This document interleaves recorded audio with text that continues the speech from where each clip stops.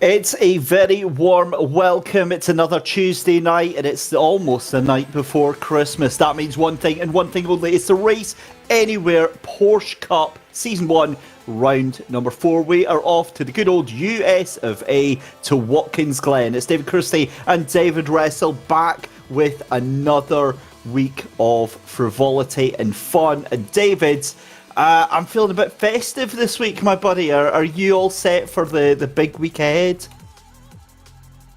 I am indeed, mate. Yeah, looking forward to this one as well. I've got my Christmas pajamas on, ready to go. Gingerbread men at the ready, and yeah, looking forward to this one. Of course, Watkins Glen weren't expecting to come here, were we? But it should be a fantastic race nonetheless. Of course, reprofiled in the latest iRacing update, if I'm not mistaken. So, yeah, looking forward to it. A couple more sprint races. What could anyone want ahead of any Christmas festivities at the weekend? Yeah, it's going to be an absolute cracker. Right, okay, never mind. Yep. With it being Watkins Glen Boot and being the sprint race, because as you said, we were expecting this time a couple of weeks ago to be going to Zandvoort this week, but such is the popularity of the championship, and like I said many times before, hardly a surprise, there's not enough pit spaces, so we have to come to somewhere else, and what better place to come than Watkins Glen in the good old New York County. Thinking about this is obviously a sprint race tonight. So for those just joining, we've got two different types of races happening over this season. We've got a sprint race and we've got an endurance race. So the sprint race format is a 20-minute race followed by a 45-minute race. Starting grid of the first race, this 20-minute race, will be a reverse of the top 15 in the championship standings per class, with at least one 50% race distance classified finish. Then we have the 45-minute race, which is a reverse from the top 15 from the 20-minute race. Got it? Good. Right, David, back to tonight then. The championship so far, I mean, this is a really, really important week. Race 4, or round 4, of a 10-round championship. Yeah, absolutely. Like I say, Vince Peters leading the way in the Pro Championship. He's still only got a 24-point buffer to Nick Madsen. Both of them had a good round last week, didn't they? But no one managed to take the spoils other than Lauren Benzo a couple of weeks ago. It's a shame he missed out on the feature of the two sprint races a couple of weeks ago at Sebring, because he's dropped down a little bit there. But of course, there's a drop round in one of these 10, so you can use that to his advantage. A lot closer in the Pro-Am Championship. Max Furtwängler with a 3-point lead, over Dan Sedgwick, who again wasn't able to attend last week, so he'll use that as his drop round, so we'll see where that takes them. And then the AMCAT class, again very close, 13 points separating the top two, which is currently Chris Chatterton, followed by Ryan Hamilton. All of these guys are super quick, and it's really good because we always get to see them, don't we, pointing at the top end of the grid come the end of the race. So it means that it just makes everything a little bit more spicy. Not that it needs to be, because if we've seen over the last 3 rounds already, we've got plenty of action as it is, even without all the jeopardy that comes inside the championship as well. I don't know. I quite like all the extra jeopardy that comes with the championship. It's a nice little spicy addition to the main menu that we've got on offer tonight. But as we said, I mean, look, one thing that we've constantly been going on about, David Russell, that throughout the season, almost boring and sending our audience to sleep, how many times we've said this, is how close the field is. And to give you an example of that, this is an hour and a half of practice that they've been doing just now. 25 cars within 1 second of the leader. Now, I've got no doubt that will be a little bit closer as we go into qualifying. But again, you know, any hopes of any car just rocketing away with this one kind of nipped in the bud right there. Yeah, absolutely. And like you say, because it's that reverse grid, it makes it even more entertaining and even more kind of unpredictable as to what you'd expect. Lauren Benzo, you see at the top of the timing chart out of everyone at the moment, but he's going to be starting, I think it's P14 on the grid, because obviously he's up that top end of the championship. So something to keep a lookout for. But yeah, really close, and especially considering the length of this track, of course. It's not exactly the shortest track in the world. 1:46.8 is the fastest lap at the moment. It means that even that's the case, it still means they're very close on pace. So expect quite a lot of action up and down the field, especially between classes potentially as well. And of course, David, the consummate professional that you are, completely glazing over the fact that I completely forgot that we've got no qualifying tonight because, as I just said, it's the top 15 in the championship reverse that make our grid up for this first 20-minute race here. The question then remains, is Vince Peters? We've seen him do it before where he charges through from the back of the grid. Can he do it again tonight?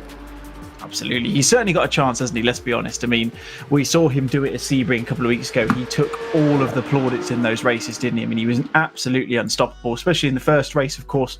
Got the win in that one and then got the win in the second round of the two at Sebring as well. He really seems to enjoy battling his way through. We saw it again at the Red Bull Ring last week, didn't we? Just seemed to have this ability to kind of bide his time until he absolutely needed to, and then he would make the move when no one really expected it. Unbelievable stuff. He was only really outdone by a brilliant bit of strategy from Laurent Benzo. But yeah, looking forward to seeing how he gets on. Of course, he'll be starting from the back of the grid for, well, presumably for both of these races.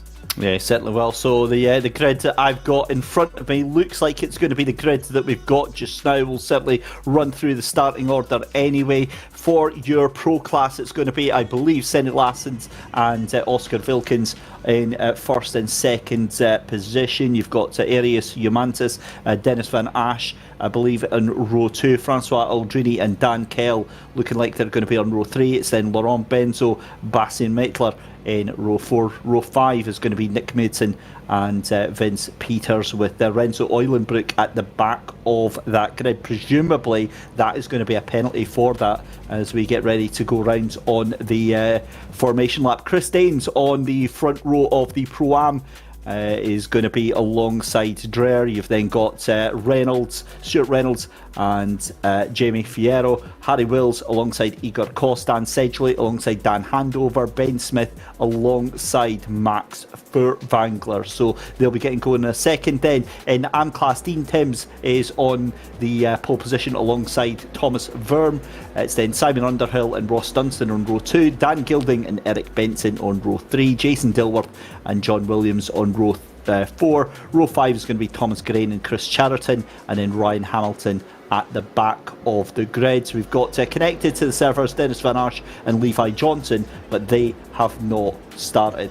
So there we go. The talking point, obviously, Vince Peters on row 4 of the or row 5 of the grid here.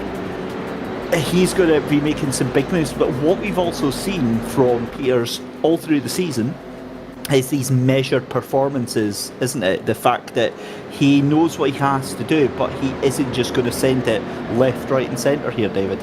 Absolutely, yeah. He's got this real great ability of being able to just hit the move at the right point. Like you say, not just going to go for a crazy kind of last-minute move down the inside into the first corner or anything like that. He knows, almost sizes up his rivals, gives them a couple of corners, sees where they're strong, sees where they're weak, and then goes, right, okay, cool. Gets Terminator mode, puts the lock on, and then goes for the move, doesn't it?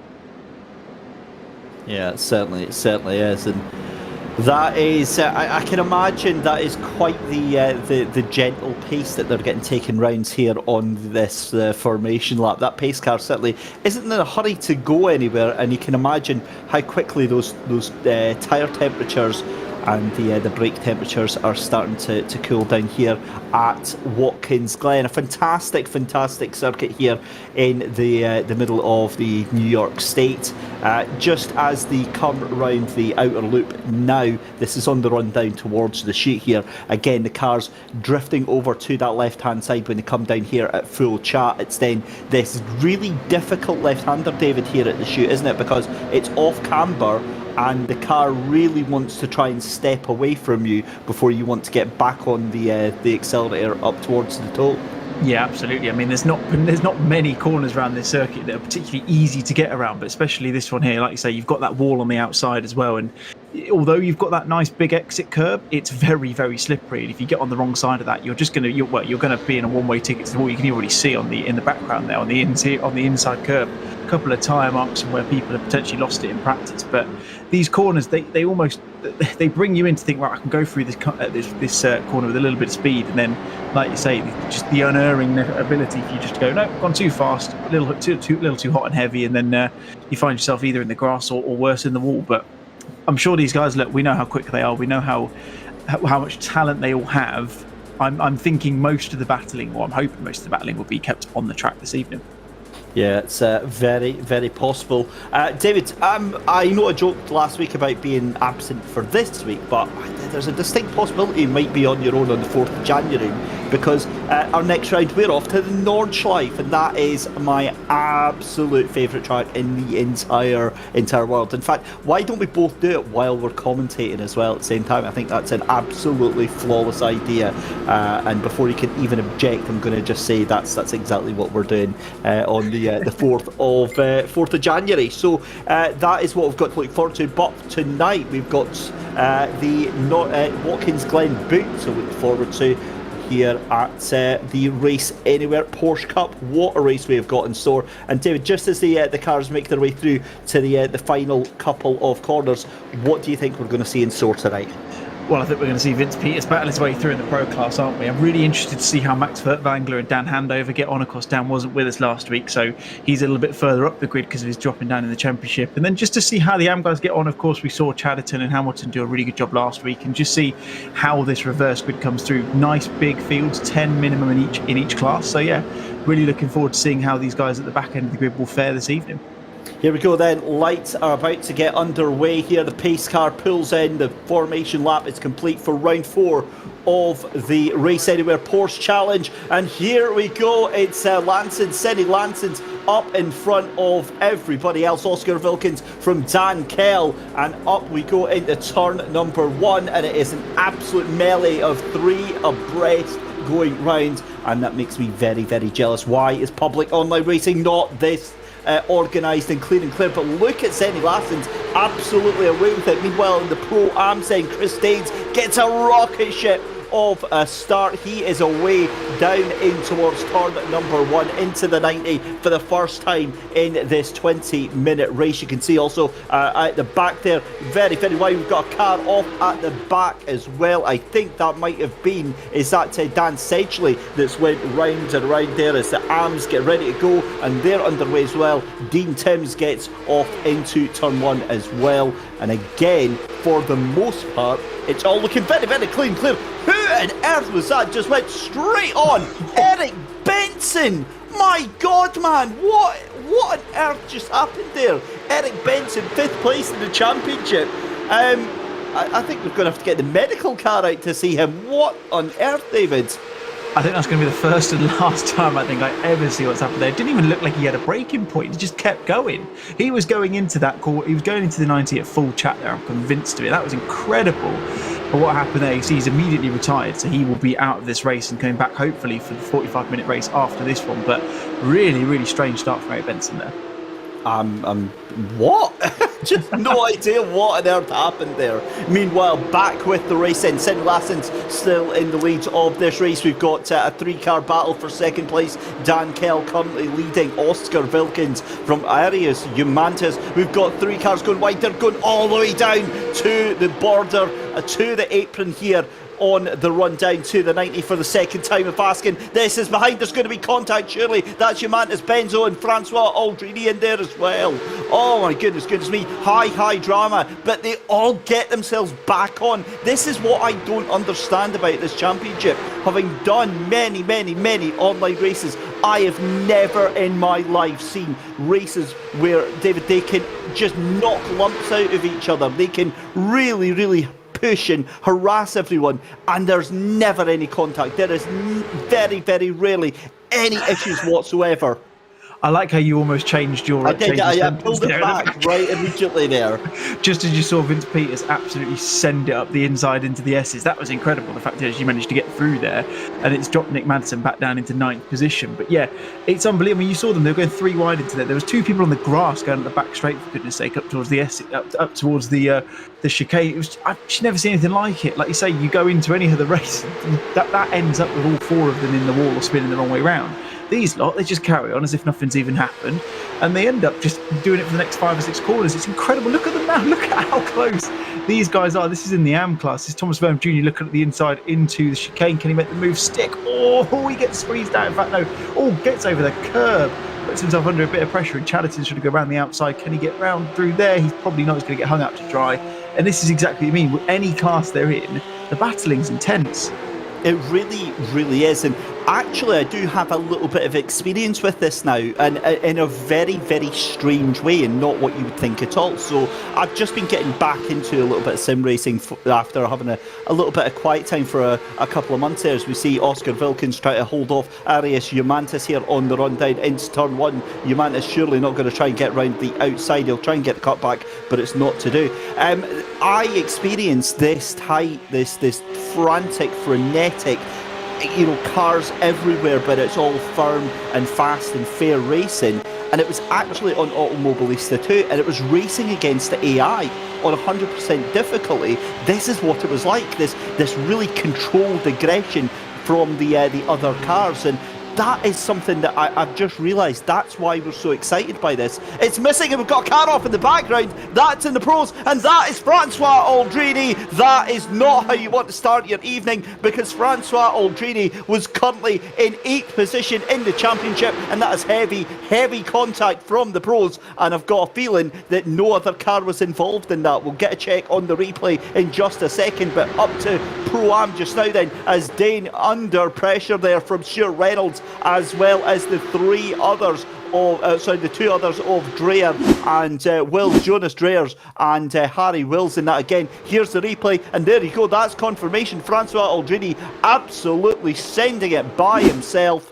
And, well, we've got a car off in the background as well. That is, again, in the Pro-Am class. I think that's Jonas Dreyer that has lost it. It is. And again, losing it by himself, showing that Watkins Glen, definitely not a track to be taken lightly here.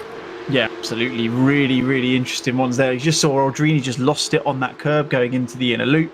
And see Jonas Dreyer just losing it into the chute there. Look at Danes going wide there, trying to hold on to the position. He is being hounded for this leading class by Stuart Reynolds and Harry Wills at the moment. Look how close they are behind him. It looks like they're almost pushing him around the circuit at the moment. Renzo Uhlenbrück setting the fastest lap in the pro class, which tells you the way these guys are battling. Dan Kell now up into the lead. So Senna Lansons has lost the lead of the pro class. It looked like he had the perfect start and managed to start building a gap, but he's lost that now. Interesting to see whether he made a mistake or there's any coming together there. Stuart Reynolds still being covered off by Chris Danes into the 90. Look at this. This is unbelievable stuff. Madness, absolute madness up the inside then, as Stuart Reynolds trying to take that place, but he ends up getting mugged, sent to the back of the pack between Danes, Wills and Reynolds. Meanwhile, back at the front, it is, as you said, Dan Kell, who has taken the lead of this race by 0.3 of a second. It is an absolute choo-choo train right now. Dan Kell leads Senny Lansons from Oscar Wilkins, Arias Humantis, Vince Peters, Renzo Uhlenbrück. How did Renzo Uhlenbrück get up to 6th position? He started at the back of that pro pack. Nick Maidson in 7th, Laurent Benzo in 8th, Bastien Maitler in 9th, and as we said, still going though is Francois Aldrini. So despite that contact, my God, David, look at that picture-in-picture. That is a straight-up 7-car dogfight for the lead. It's unbelievable stuff. The lock-up of the brakes. I think that was Oscar Wilkins getting a little bit hot and heavy into the brakes there. Vince Peters speed contact into the wall. And that is your championship leader spinning off. It looked like he got a little bit of a coming together with Arias Humantis and ended up in the wall. That is unfortunately still managed to keep on going, but he's just come in behind Bastien Maitler. You can see just going into one of the corners towards the back of the circuit. You see Humantis round the outside. Vince Peters looks to come across. Oh, it's unfortunate. He actually looked like he lost it. He lost it over correcting on the slide, and as a result puts himself back down into 9th position. That is unfortunate for the championship leader. He's got to go back up and get past them all over again. Well, a very good evening to everybody in YouTube chat joining us tonight. You're certainly in for a treat in this first of 2 races tonight. Remember, 20-minute race, and then very shortly after that, we've got a 45-minute feature race coming up immediately after that one. But Stuart Reynolds here still in the Pro-Am battle, just trying to keep on to the back of Danes and Wills, as we've got a 2-car fight still going on for the lead of the race. Senny Lansons into the lead then, and Dan Kell is sent to no man's land. Dan Kell comes into contact and gets sent all the way to the back of the grid. So Dan Kell has had a monster moment here. And let's have a look there. Oh, there's contact then. That's what's happened. And that is what put Senny Lansons into the lead. And it looked like that car just jumped over the chicane. I tell you what, though, didn't he do a fantastic job of keeping that out of the wall? Goodness me.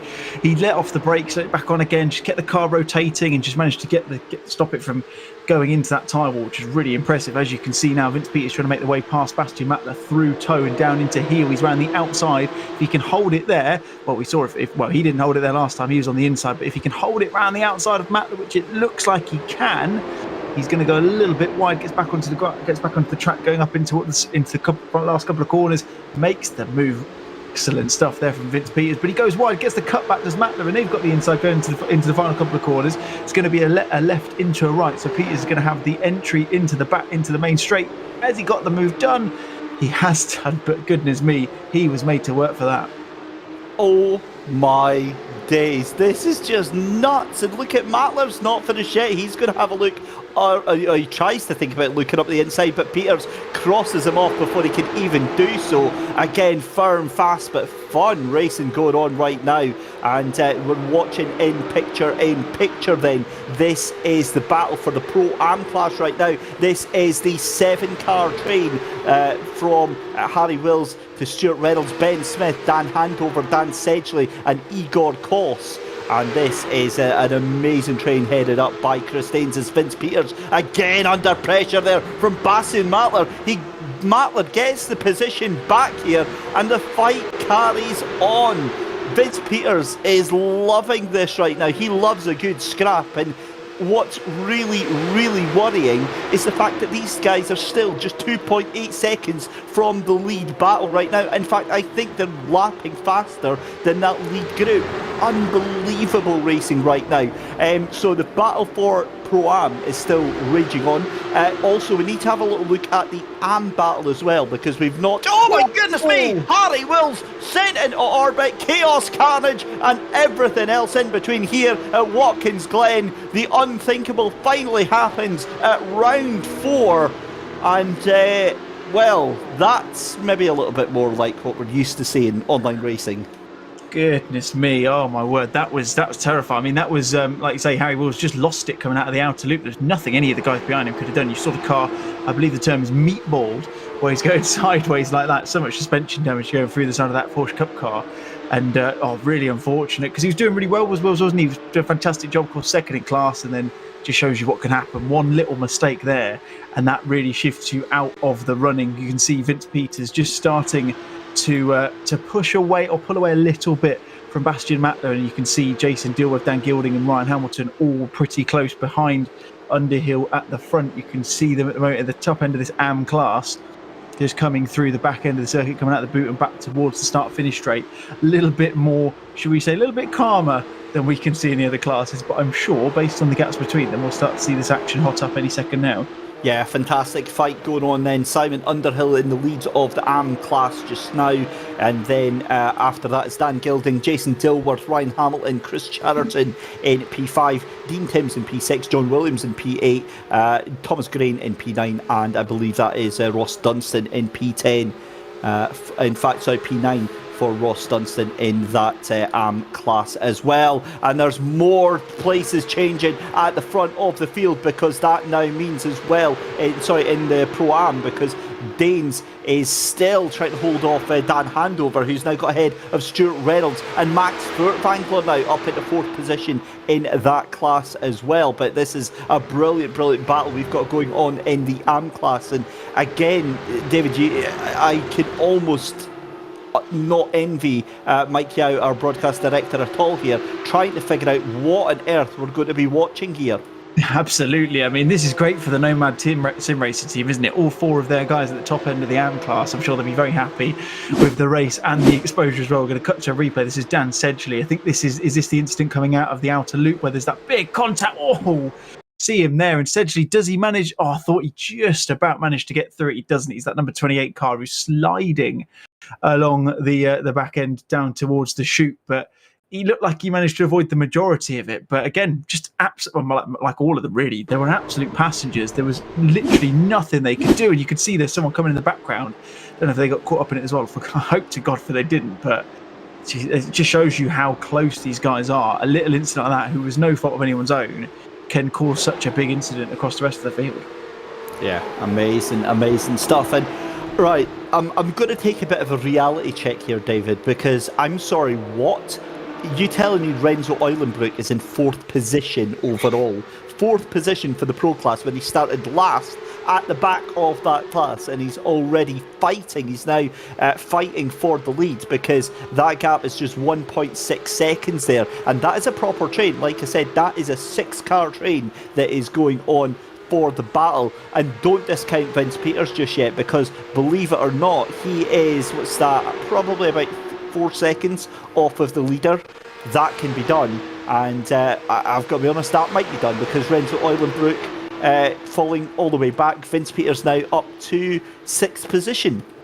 Yeah, absolutely. He doesn't exactly hold back, does he? You see Laurent Benzo all over the back of Senna Lansons, trying to push him through heel corner, going into the back end. Oh, a little bit of contact. There's a bit of a touch there. Can he nudge him the right way round? You would like to think he will give that position back, but it looks, I mean, it's one of them, isn't it? You've gained so much time on the other guy you've actually knocked round. Will he actually stop? You can see him coming out of heel now. It's a really good run. Just misjudges how deep or how much deeper he goes in the brakes than Lanson. A little bit of contact. He manages to nudge the front end just to spin him back round, but the damage is done at that point, and that gives, I think that's Nick Madsen, the lead of the Pro class field. Renzo Eulenbroek though dropped like a stone. He was second, I think, before. He's now did a 149 on the last lap, and he's lost again. So not sure what's happened to his pace there. Well, I believe the technical term for that is the commentator's curse. That's exactly what has happened there. Goodness me. But this battle still going on, and it looks like we have another 2 cars absolutely dropping out. So Senny Lassens is into the pit. So Senny Lassens from the lead of the race is out. Oscar Wilkins is out of the race as well.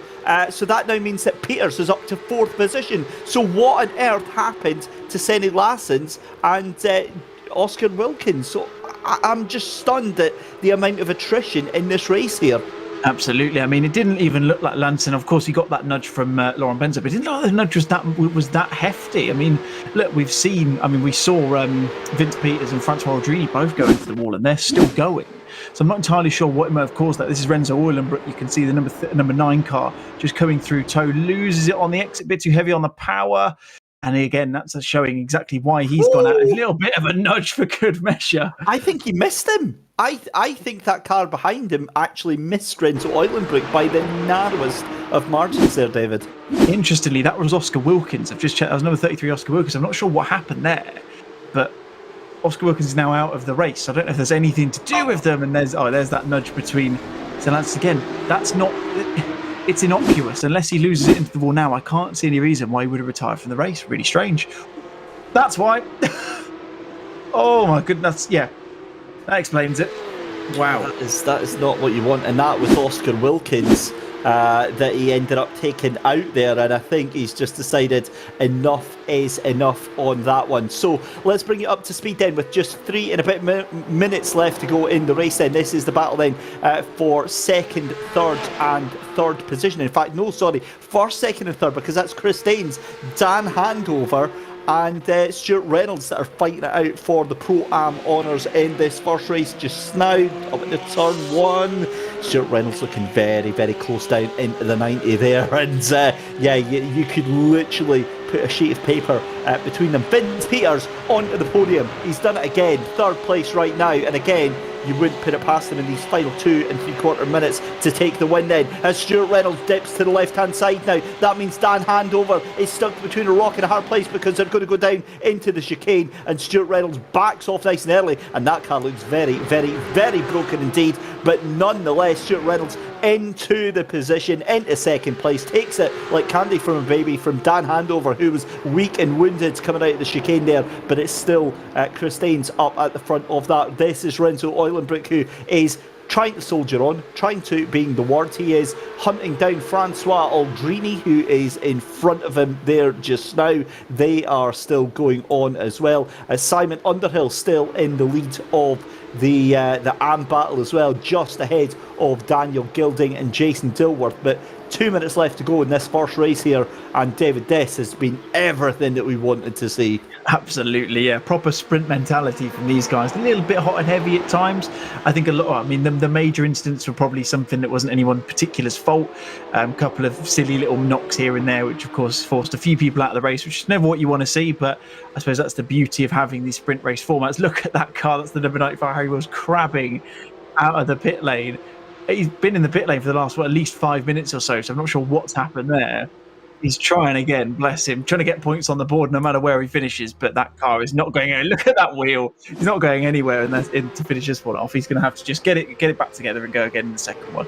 Yeah, he's. I think it's time to give up on that one. To be fair, as we see Chris Daines then and Stuart Reynolds still duking it out with just a minute left to go in this race. Vince Peters 2 seconds off of your overall race leader and that leader for the Pro class as well. We'll keep an eye on that. It's now a 4-car battle for the lead of the AM class, but here comes Stuart Reynolds on the back stretch. Then they're going to be side by side towards the inner loop. And still so close between Stuart Reynolds and Chris Daines there. He definitely had to leave off there as we see Renzo Eulenbroek here. And this is a 3-way battle. This is Dan Kell, Francois Aldrini and Renzo Eulenbroek who are fighting out. We've got a change for second place in the AMS.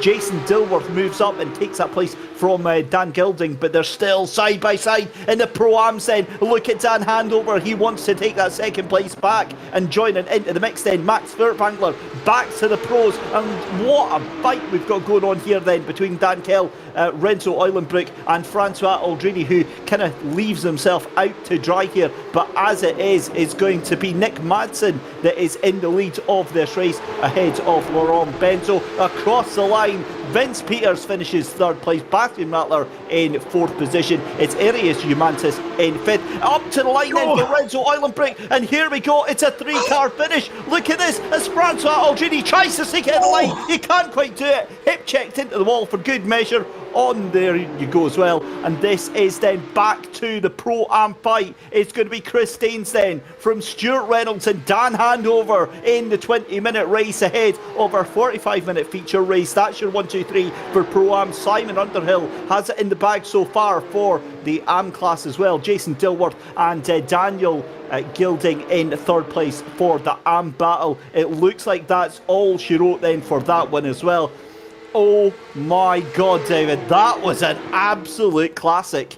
Oh my God, that was unbelievable. And don't go anywhere, folks. We've got another 45 minutes of that to come in a few minutes' time. Jesus, if that was the appetite, I'm looking forward to the main course. That was unbelievable stuff from every class there. I think the Nomad Sim Racing team in the AM class will be very, very pleased with their exploits in that first race, and I'm sure they'll be hoping for plenty more of that in the second one. Nick Madsen, like you say, coming through to take the win in the Pro class, and Chris Daines somehow managing to hold off Reynolds, Handover, Furtwängler, and every other person who tried to take that win away from him in the Pro-Am class, and somehow ended up in the win of that one. So yeah, I'll quite happily go for another round of that if you don't mind. Another race and a half of that, and I'll be all sorted. It was brilliant stuff to start things off. It really, really was then. So your race winner, as I said in that race there, and Nick Madsen. That is going to be huge because that is some good points there for that. We'll come to that in a second though. For your AM class winners though, it's Simon Underhill taking the win from Jason Dilworth, Daniel Gilding and Ryan Hamilton. An amazing first race for Nomad Sim Racing. Eclipse Racing team taking 5th and 6th with John Williams and Chris Chatterton. Thomas Grain in 17th, Timms in 8th, Ross Dunstan in 9th, Thomas Worm Jr. in 10th position, Eric Benson in 11th, and Levi Johnson finished on lap 1 along with Eric Benson. Moving on to Pro-Ams then, Chris Daines just takes the win from Stuart Reynolds, just from Dan Handover, just from Max Furtwängler. Igor Koss finishing in 5th position. Dan Sedgley in 6th. Ben Smith in 7th. Harry Wills in 8th position. Eunice Dreyer in 9th. And James Fierro in 10th position, 10 laps back. Then it's on to the pros then, and it was Nick Madsen's time to shine here on the first race ahead of Laurent Benzo. Vince Peters takes that final step on the podium after yet another amazing drive from the back. Bastian Rattler in 4th position with Arias Humantis in 5th. Dan Kell alongside that incredible battle with Francois Aldrini and Renzo Eulenbroek on the recovery drive, with Senny Lassens finishing 2 laps down alongside Oscar Wilkins, and Dennis Van Asch goes out on lap 1. So there we go, race number 1 out of 2 done and dusted for tonight, David. I don't even know what to expect for this 45-minute race. I think more of the same. I'd be quite happy with that. Maybe a little bit less elbow check, hip check sort of style racing, but as I said before, look, I think the incidents that we did see, I don't think a lot of them were caused by anyone being kind of over aggressive or anything like that. I think the biggest one we saw, of course, was Harry Wills. He actually lost that entirely on his own. I'm not saying that it's his fault for causing it, but when that kind of thing happens, when they're so tightly packed as they are in all of these classes, because it just shows you the quality of driver we've got, it means that those kind of things, if something is to happen, it makes it more difficult to avoid. So quite difficult for us to do, but yeah, if we can see another 45 minutes of that, I'll be very happy indeed.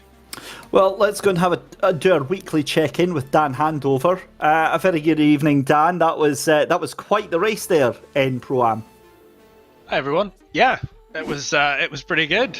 Congratulations, obviously, to Chris and Stuart. That was it was a great, some pretty aggressive defending, but it worked out. How enjoyable was that race, and how scared are you knowing there's another 45-minute race just around the corner? The 45-minute race is going to be interesting because obviously it is less of a sprint in some respect. You have got to be a little bit more, wary, especially you got the pit stop as well. So got to take into account that. But overall, going into it I'm not going to say confident because who knows what can happen. But the car feels good, setup feels good. I just think it's making sure that you survive the first couple of laps and you're good to go. And just on that note then, Dan, especially here at Watkins Glen, do you feel that it's maybe more a case of Lady Luck being on your side tonight? I definitely think, I don't know how much of the incidents that I was nearly involved in were broadcast, but you would, definitely I need to do the lottery after this, I think, put it that way. Excellent stuff. Well, Dan, we'll hopefully catch up with you after the 5-minute race, but best of luck in race 2. Cheers, thank you very much. So, David, as we said, race number 2 here. At Watkins Glen, it is a fantastic circuit, but it's all about momentum, isn't it? It's all about that high speed. You know, when you go through the S's up the hill towards the back straight, if you get a poor run out of those S's, you're a sitting duck. Yeah, absolutely. Like you say, you see them coming through on the replays at the moment. It's such a long straight, and as you said, because all of these corners, pretty much all of them anyway, because they're then at least talking medium speed corners. Even in the inner loop, they're hitting that at least 120 mile an hour and bouncing over those curves. Like you say, momentum is massively important. So even from the start, I mean, look, the slipstream, we saw how important that can be. We saw a couple of moves being done courtesy of that as well, but it's just about, look, if you can get into the first corner relatively cleanly. We saw what happen in the main. We saw those guys at the start of each class get a really good start. Of course, Lancers was the one who didn't necessarily profit as much once he got kind of roped in by the other guys. But if you can get that good run and you can start to make a bit of a gap at the start, then you're in for a good race. But of course, 45 minutes, no more than double the time we had in the first race, so plenty more time, and hopefully that should equate to plenty more action than we saw in the first race as well. Well, fingers crossed. We will wait and see exactly what happens. But our second race just a couple of minutes away here on the YouTube channel, Absolute Sim Racing. This is round 4 of the Race Anywhere Porsche Cup EU. We will be back in a couple of minutes after these short messages. This is iRacing, the world's premier online racing game. iRacing puts you in the driver's seat to experience today's newest form of competitive motorsport, virtual racing, all from your home PC. Race virtually in endorsed series from NASCAR, IndyCar, IMSA, the World of Outlaws, Aussie Supercars and more. Take on legendary circuits like Daytona, Silverstone and the Nürburgring. Join iRacing's global online racing community and get on track today at iRacing.com.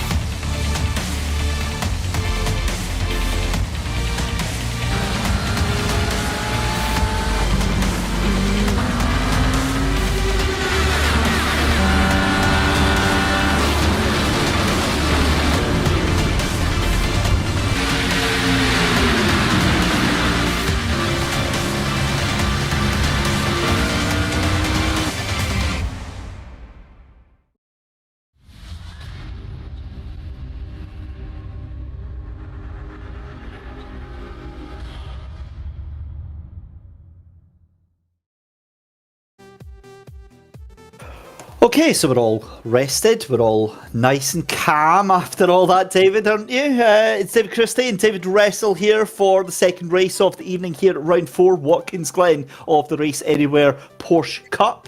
And, well, to say that was eventful, I think is a massive understatement. Yeah, I mean, it's what we've come to expect now, isn't it? We've seen four rounds now, if you count the pre-qualifying round at Le Mans. 4 rounds now of no matter whether it's been endurance or it's been sprint, whatever the format's been, it's been hell for leather, absolute madness, action all the way through, and it just never seems to calm down. So it's kind of what you come to expect, but still, every Tuesday night when you and I come in and we comment on these, for me personally anyway, I sit here and I'm still taken aback by the amount of action, but the quality we get as well, because they go so close to each other at every single point, but very, very rarely, I would class this last race as a small exception to the rule, but very rarely is there any major instance between them, and that just shows you the quality of drivers in this championship, doesn't it?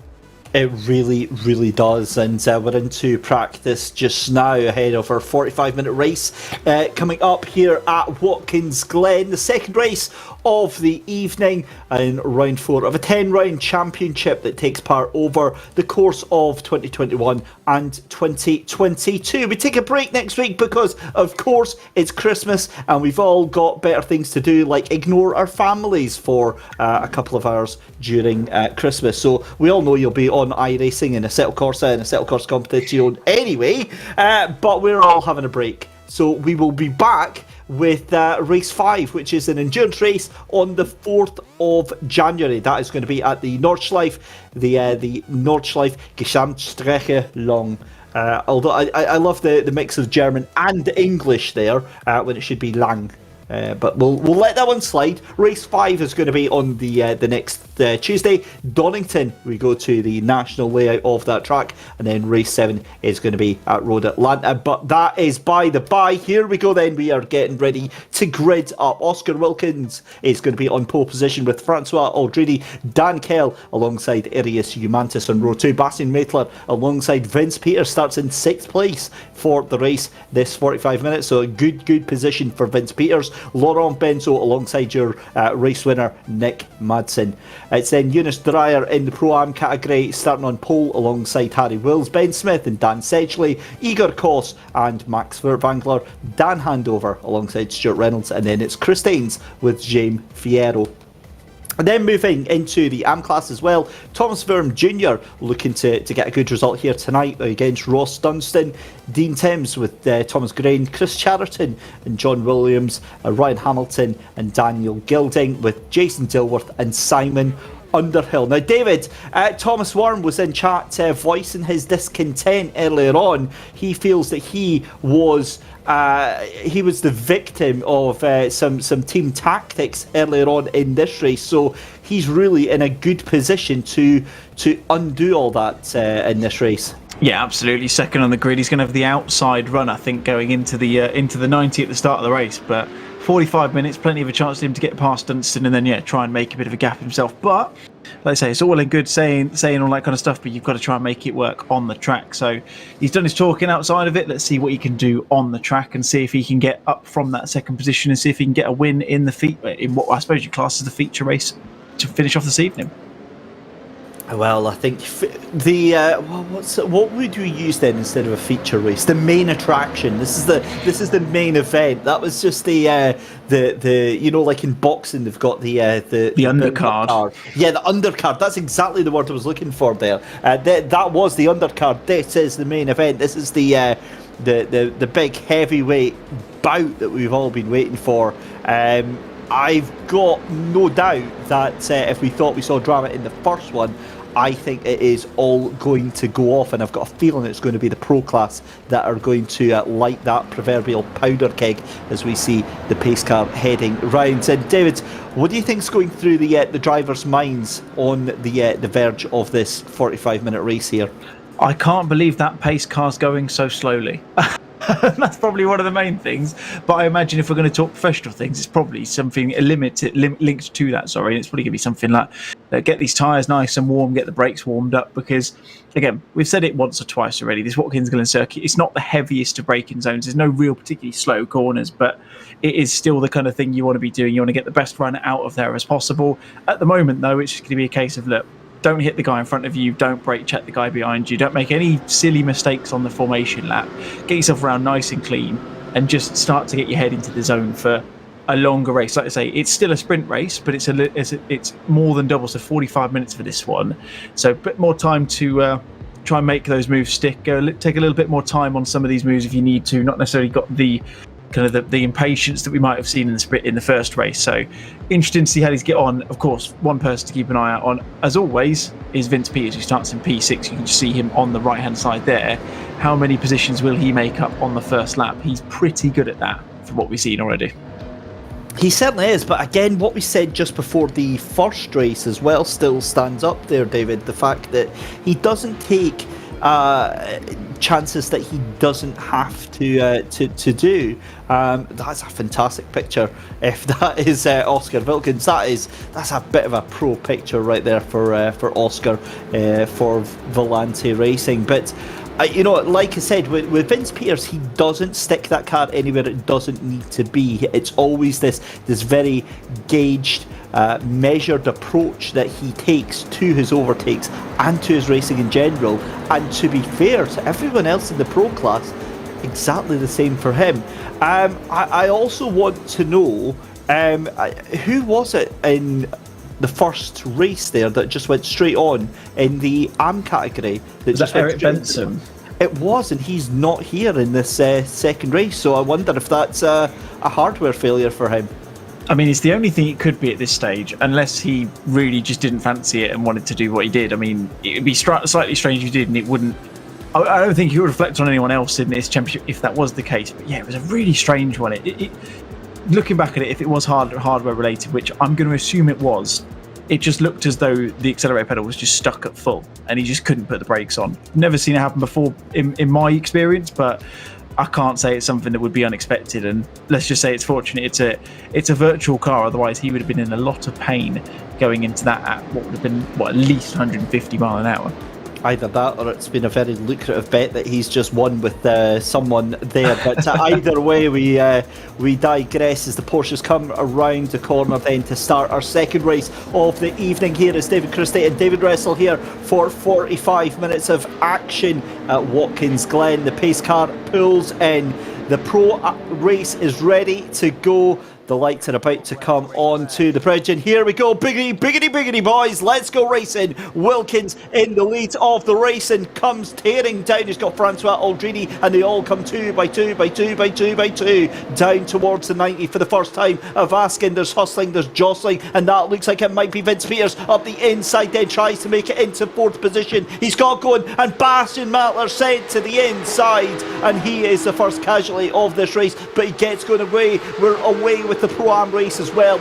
Eunice Dreyer in the lead ahead of Harry Wills, and then it is an melee down into turn one. Then Ben Smith makes the move up into P2 there, gets that position from Harry Wills, and the pair of them will go side by side up the hill. Then Thomas Verm Jr., he is away like a scalded cat right now, leaving the rest of them to fight, and we've had contact as well. Vince Peters and Dan Kell off the track, and that is going to be huge for the championship. Vince Peters gets going again and is just about half a second behind Bastian Mattler, but that is going to be with Dan Kell that contact is there. We can see here that is Chris Chatterton as well, and some cars looking very, very damaged behind that as well. What a start, David, to this race already. Yeah, absolutely. Action-packed as we expected. Big shout-out to Thomas Verm Jr. What a start he had there. This is the start of the Pro-Am class. This is Jonas Dreyer going up through the S's. Oh, you don't want to lose it there. That's a big accident. Oh, Jesus. Luckily, he managed to stay out of the way of everyone else, but that car's not going to be going anywhere quick anytime soon. That's Thomas Verm. Oh, just as I said that, curse to the commentator, instantaneous, almost there. That's Thomas Verm Jr. in that fluorescent green car. off the edge into the chute. As you can see, Chris Chatterton up the inside in that Eclipse Racing Team car, number 16. He's got, I think that's Timms and Hamilton for close for company as well. Look at these guys in the outcar. Look how close they are. In fact, that's Chatterton going slow. David, Vince Peters is out. He's in the pit lane. I don't know if he's actually going to be getting recovered, but Vince Peters is in contact, and that is the 89 of Dan Kell. That's exactly what's happened there with a 45. This is a huge pivotal moment for the championship, and I did say it was the pro class that were going to be setting off that powder keg. Absolutely not the way we expected, though. I'm sure you'll agree. That again didn't look. Oh, here you go. This is another incident. There you go. I was about to say it didn't look like he did anything particularly bad. Oh, caught the wrong part of the tyre wall there. He's not going anywhere with that. No wonder he's gone straight back to me. He's been calling a tow, and as a result, I'd have thought that would be him out of this race. This is in the this is in the AM class. So it's Dan Gilding coming into the inner loop, just goes over the infield, catches a curb on the outside, seems to keep going, just about a little bit of bounce on the curb, but nothing too much there. But oh, that is unfortunate. And Nick Madsen, in the meantime, his nearest rival, up into third place in class. This could turn the entire championship on its head. We've been looking at Vince Peters as the casual, comfortable leader of this, and Dan Handover, the back end, steps away. And you know what? I love the fact that that's just happened. Not the fact that it's happened to Dan Handover, because he is an absolutely lovely guy. But I did say when we were talking about the track, that's exactly what I said happens at that corner, coming down that left-hander at the chute. Oh my God, that's not a nice place to be in. And look, to be fair to Dan, he's keeping that car rested on that left-hand side there, tries to get it out and gets going again. You're in a rock and a hard place there. What are you supposed to do with that one? I've got a feeling Vince Peters is absolutely out of this race, as might be Dan Handover and Chris Chatterton. But that's exactly what happens at chute, because the camber of the corner drops away, and that was horrible to see. And this is what happened with Thomas Verm Jr. into the left-hander at the chute again. Is it going to be a carbon copy replay there? Oh, he tries to avoid. I wonder if there was actual contact there. No, so he avoided it. It was the car behind him that hit. And, well, that is very, very unfortunate for Thomas Verm. He gets going again, though, so he is just a couple of seconds off of that group here. Let's catch our breath, because we're only 4 minutes in, if you can believe that, into a 45-minute race here. 4 minutes in, this is how it looks. It's now Francois Aldrini. How? After what happened to him in race 1, how? Francois Aldrini in the lead of the race from Oscar Wilkins and Nick Maidson in third place. Down in the Pro-Ams, you've got Harry Wills from Max Furtwängler and Ben Smith. And then in the AM class, it's Ross Dunstan and Dean Timms from Ryan Hamilton. Oh my goodness, neither of us could have ever expected that start there. No, absolutely. I mean, look at this in the Pro-Am class. Oh, this is Stuart Reynolds. He's in 6th place. Look at the massive train he's got. He's going up the inside of Dan Sedgley into the chute. Looks like he's going to make that move stick. He makes that very cleanly indeed. You've got to say, really nice move from the Twisted Racing Blue number 35 machine there, going up in towards the boot section of the circuit. Ben Smith, you can see leading. I'll call this a train because that's basically what it is. There's at least sort of 6 or 7 people in this. And you see the AM class is exactly the same. It's not quite how Nomad had it in the first race. As you see, Thomas Graham in the Team Fix number 90 car is all over the back of Jason Dilworth and looking to make a move. But again, it's ridiculous. We're like I say, we're 5 minutes in. We're just over a tenth of the way through, and they just, you can't separate them. You could throw a blanket over this entire Anfield. You certainly can, and look at that. That's Dean Timms and Ryan Hamilton knocking lumps out of each other as well, coming towards the end of the lap here. Dean Timms kind of making a mess out of that little fight that they've got there for Nomad Sim Racing. Eclipse Racing Team now getting the upper hand over that Nomad Sim Racing Team to come out of the final corner just now. Then meanwhile, Francois Aldrini still in the lead of this race. This is Nick Maidson then coming through the inner loop, trying to catch onto the back there of Wilkins, Oscar Wilkins then, that gap just 0.6 of a second. We cut back to this AM battle, and really, there's, you said about it being a train, and that's exactly what this is, a proper choo-choo train, and Dean Timms under all sorts of pressure right now from both of the Nomad boys just now, and the Nomad boys now fighting between themselves, and they're going to have to watch out because Thomas Green caught in this fight as well. This is not going to end well. You get the horrible feeling about this one as the 6 cars make their way through. That is a glorious shot there. Shows you just how tight together this race is, and yeah, you get the feeling that something is going to go very wrong with these drivers very quickly indeed. Absolutely. It looked like the Nomad Sim Racing boys going to go pincer movement on Dean Timms, but had to cover off from Thomas Grain instead, like you said. Fortunately for them, they've got the other 2 Nomad Sim Racing cars behind Thomas Grain, so they can do pincer movement on the 2 cars ahead of them respectively. And yeah, they'll be looking to make their way back up. Still plenty of time, but this is giving Ross Dunstan a chance to break away at the front of the field. In the meantime, in your picture-in-picture, that's Nick Madsen going up the inside of Oscar Wilkins into the 90 as they come on to lap number 5. Looks like he's made that move stick really nicely done. Uses all of the track coming out the exterior of that. For those of you who've driven an iRacing before, you'll know you can use it quite a bit. You can be quite liberal with the track limits out there. You get quite nice and wide, gives him a nice exit, but he's going to be susceptible to the slipstream. You see Wilkins closing all the time, going up to the inner loop. Will he make a move to try and get that second position back now?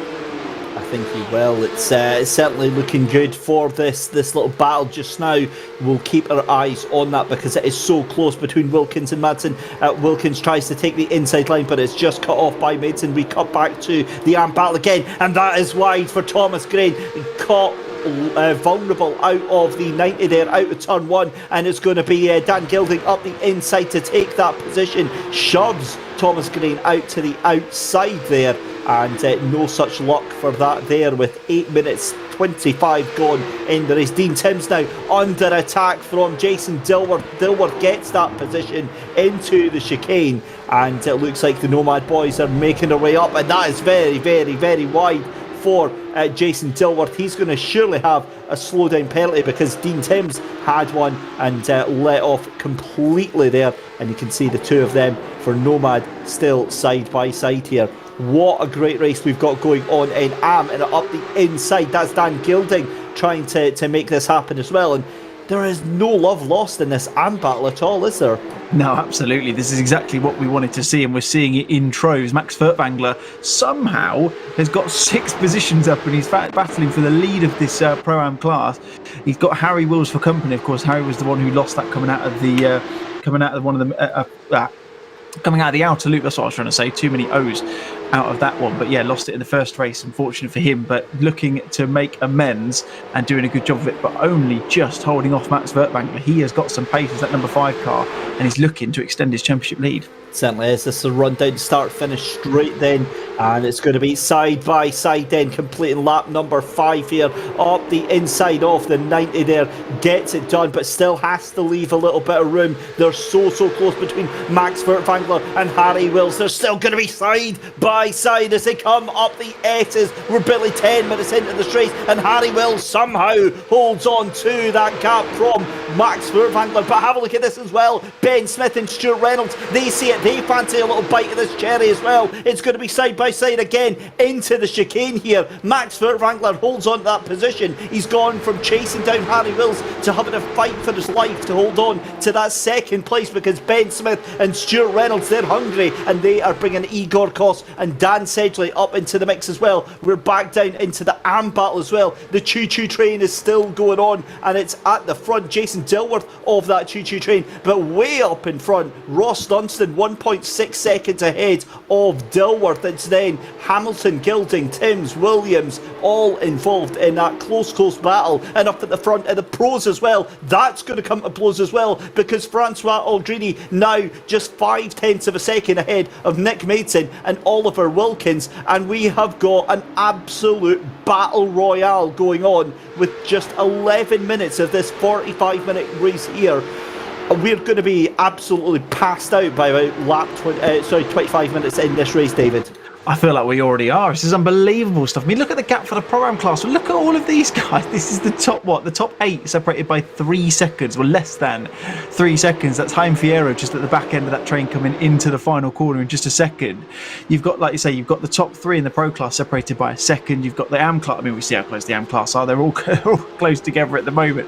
The amount of battling going on in this is ridiculous. And because they're all battling, no one's really starting to make any kind of major gains out of it. So realistically, we're going to keep seeing this until anything comes to blows or anything like that. We're going to keep seeing this for quite some time. Yeah, we certainly are. And my goodness me. Wow, what a race we have been absolutely treated to. And glad to see that YouTube chat is absolutely kicking off with all of our wonderful viewers. They are apparently we stayed quiet when Dan Handover was parked at the side of the track there. Wow, I think that's actually the first time in my life as a commentator I've been shouted at for not saying anything, David. That is. I'm absolutely stunned at that one, but I'll tell you more about that one in just a second. We'll keep an eye on race control to see if there is anything to come out of that one there. Certainly from what I saw there, he had to try and keep himself into the side of the track, because remember as well, these drivers are going to get an audio cue and a yellow flag, a flashing yellow flag popping up that there's a car stranded on the side of the track there. But certainly if race control feel that Dan in any way endangered the other competitors, then that could be looked into it. So yeah, we'll have a look at that one. But back to the battle for the lead then. Francois Aldrini loses out the position to Nick Maidson, and what a move there from Nick Maidson to take that lead. This is huge, David, for the championship. And wow, this is not over by any stretch of the imagination. No, absolutely. Nick Maidson having a fantastic show so far. It looked like he backed out of that one, did Aldrini? Just sort of just was getting so much closer in the slipstream and just backed out of it, which is really strange. But goes for the move into the outer loop. Goodness me, Maidson goes wide. Didn't even need to worry about it. No issues there. Benzo's on the back end of this as well, so this is going to continue to spice up a little bit more.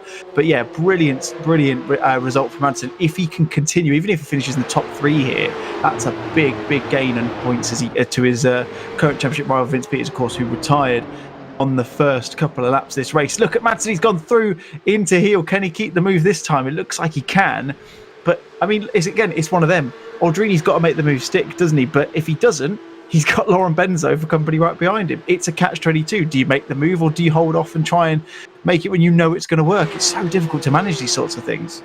Yeah, it absolutely is. And this is a replay of Oscar Wilkins then, and that is what happened to Oscar. Oofed. Too much pace, too much speed into the chicane. And yeah, that is unfortunate stuff to see. Still 6 seconds off of the lead group just now. This is back to Stuart Reynolds in the Pro-Am battle right now, as Wills is ahead of Smith, Reynolds and Furtwängler. Furtwängler tries to muscle his way up the inside there. This is coming up to the second to last corner then. Furtwängler looks to try and have the inside, but has to back out of it. Great racing awareness there. Has to give up that place to Stuart Reynolds and think about where they can possibly get that going round. And David, I mean, 15 minutes gone into this race, and I mean, it is just so much intense action going on all over the place, as it looks like Francois Aldrini trying to make a move back on Nick Maidson. Honestly, I just don't know where to look right now. It is relentless. I mean, like you say, yeah, it's incredible to think that we're a third of the way into this race, and we've seen, I mean, you couldn't even count on any amount of fingers how many position changes we've seen so far. It's been absolutely nuts. And it's not going to be changing anytime soon. You see it, like you say, Aldrini, he's within 0.3 of Maidson in the Pro class. Of course, you've got all of these guys in the Pro-Am class who are battling over, in theory, second and third place at this point in time. And there's just been a change for the AM lead, where Jason Dill has managed to get past Ross Dunstan.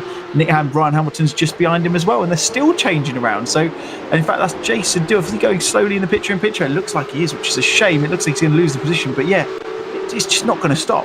I can't see it stopping anytime soon. These guys just never, ever continue to like they just battle forever. I've never seen anything like it. Yeah, it really, really is. So Stuart Reynolds right on the back of Smith just now, and this is just an epic battle. Poor Ben Smith is going to have to do a good old Chico Perez here and try and make that Porsche as wide as he can, because Stuart Reynolds desperate to get past. So is Max Furtwängler. So to be fair though, he is desperately trying to fire it up at every opportunity, and that brings the Igor Kos into the mix and Francois Aldrini back into the lead. So what has happened to Nick Maidson? So Laurent Benzo into second place, Nick Maidson down to third now. So it really is, it's changing every single lap. I honestly cannot believe the action. We've squeezed about an entire season's worth of action in one race here, and this is going to be side by side then, and Laurent Benzo takes the position from Francois Aldrini. This is surely team tactics here, leaving Aldrini as rear gunner to let Benzo head out into the sunshine, you'd think. Yeah, absolutely. Of course, Benzo is one of those who's fighting at the top end of the championship. Aldrini not been quite so fortunate so far. As you can see, Madsen looking around the inside into the chute, can't get the switch back. It looks like, oh, brilliant run out there, nearly, in your picture-in-picture. Nearly an incident there as Ben Smith still manages to hold on through the inner loop in the picture-in-picture now. Madsen goes around the outside of heel corner. Can he get the switch back on this occasion? He's got a good run coming out of there. These cars are difficult to handle on the exit. Of course, no traction control to help them put the power down any easier, but he's alongside the Frenchman going into toe corner. Can he get the move stick? Oh, they're so close. There's going to be paint. There's going to be blue and red paint on either of those cars. He's going to shift him out, elbows out. Lovely stuff going into the third last corner. Aldrini's still there though. He's still going to try and keep the position. He is doing an admirable job defending this position coming into the second to last corner. Can he make the moves? Can he keep onto the position? He can't. Madsen closes the door, and he's lost 2 seconds to Benzo in that battle. That is incredible stuff from Aldrini to keep him at bay for that long and give his teammate that much time in the lead. Absolutely, and yeah, they definitely mean business here tonight. This is on board then with Igor Kos looking at the back bumper of Max Furtwängler coming through the second to last corner here, then going to be coming into that right-hander, the final corner here, a sweeping long right-hander. You really want to try and keep as much of that power on as you can. And the Porsche is really going to be squealing in mercy with the tyres trying to get onto that one down into the 90 for turn 1. So close to Max Furtwängler is Igor Kos this time by as we head down into 20 minutes almost gone in this race. Laurent Benzo has cleared off. He's 2 seconds ahead of Nick Maidson. Nick trying to bring that gap down, but I do wonder if Laurent's got the pace to get this one sealed already. Pro-Am then, as I said, is Harry Wills from Ben Smith and Stuart Reynolds, and in Am class Jason Dilworth, Ryan Hamilton and Dan Gilding. That's your top 3 for all of the classes just now. But as we've seen from Vince Peters and we've seen from the rest of the field, anything can change in an absolute instant here, David. Yeah, absolutely. And of course, one thing that we need to be acutely aware of, whether it will happen like it did at Sebring or not is another question. But we did see at the last 45-minute sprint race at Sebring, of course, these guys have only got 55 litres of fuel in the tank maximum. So we might potentially see some pit stops coming into play as well. They don't have to make a pit stop in this race in the endurance where there's 2 mandatory stops they have to make. But if they can't hold on to that fuel for the entirety of the race, then obviously they're going to have to put some sort of fuel back in the car towards the back end of this. So keep your eyes peeled. We might see some strategy come into play. In terms of the Nomad Sim Racing guys, though, it's all looking good for them. Dilworth from Hamilton, from Gilding at this moment in time, it's looking pretty neat and tidy for them. But Ross Dunstan, sitting in 4th right on the precipice of this battle, is going to be looking to put a cat amongst the pigeons and make it a little bit more difficult than they had in that first race. Yeah, certainly is. It's a 1, 2, 3, as you can see in the AM class for Nomad Sim Racing. An impressive result for them. Triple R Racing in 4th position there. What's happened to Harry Wills? Harry Wills into the pit lane for Twisted Racing Red. So is that a planned pit stop there, or has something happened to Harry? Because he was in 2nd place in that Pro-Am fight there. Well, that's a little bit unusual. So he's into pit lane just now. We'll see how long that stop is. If it's just a couple of seconds, then we know it's just a planned stop here. But I wouldn't have thought so.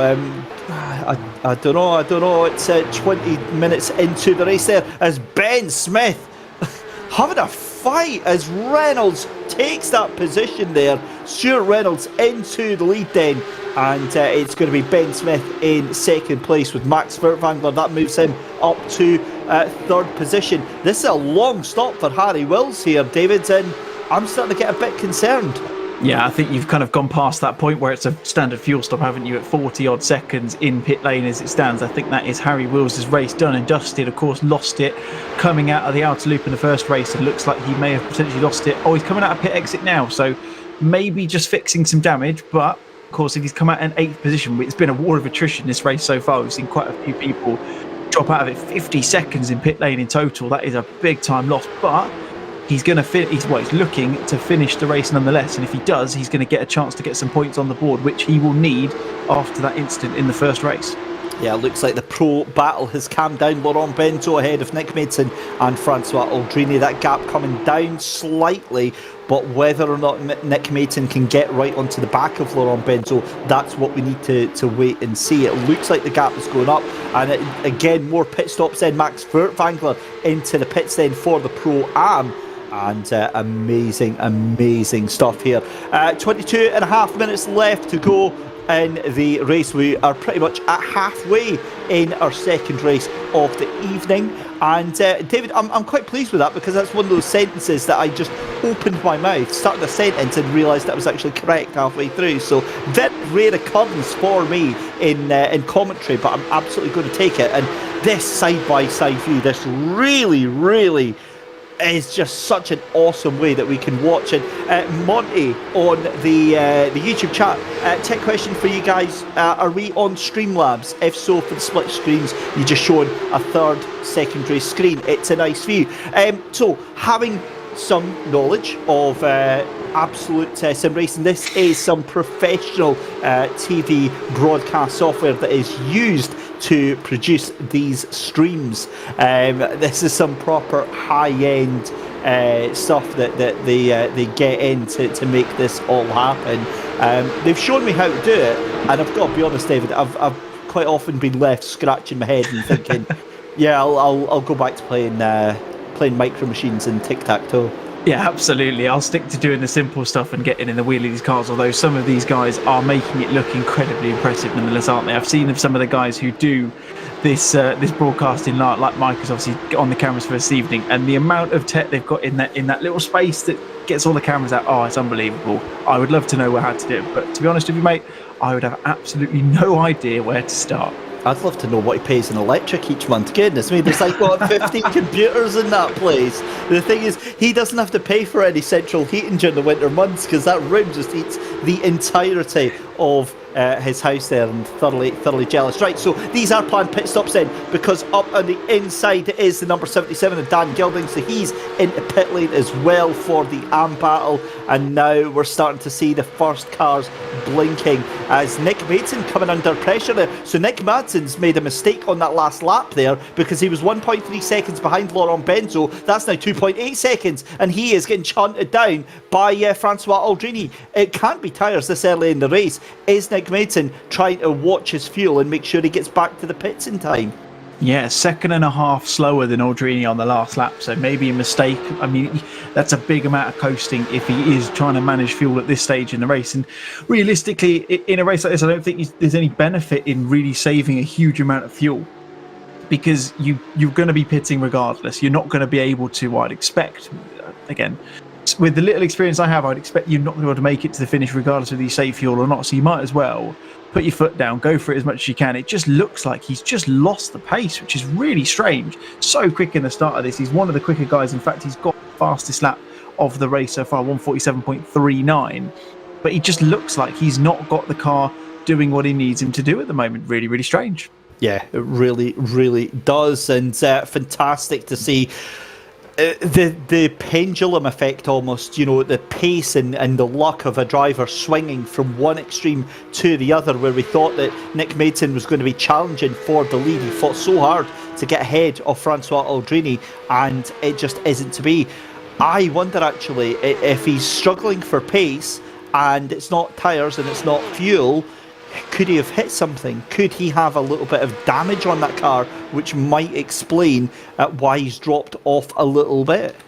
Yeah, you saw there going into the inner loop. He just looked so out of shape. I think he lost it. He took a couple of bites at turning, going into the inner loop there, and again, just looks like he's struggling to control the car. It could be tyres, but again, would they go with him 26 minutes? I wouldn't have thought so. It is a fairly high tyre wear track, you would suggest, based on the nature of the circuit itself. But would it be something that would drive the tyres off that quickly? I wouldn't have thought so. So really interesting to see what's going on here. It just looks like he's bereft of any sort of pace.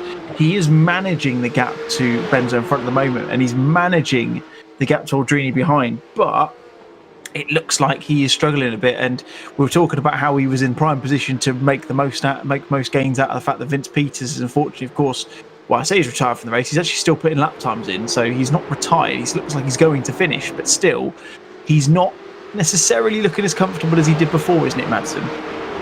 Yeah, it's definitely not looking amazing. However, now we start to see that gap coming down, and that he's bringing Francois Aldrini with him. So I wonder if it's a case of he's dropped back to Aldrini and he's just bringing Aldrini with him on his way to try and catch up to Laurent Benzo.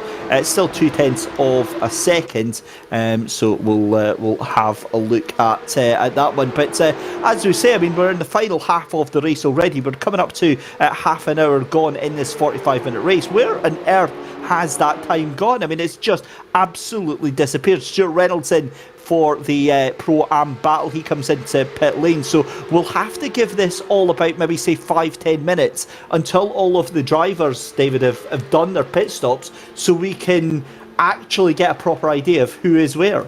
Yeah, absolutely. You can see there's quite a few people coming in. Dilworth and Hamilton in the AM class, they've come in. Like I say, Reynolds is in.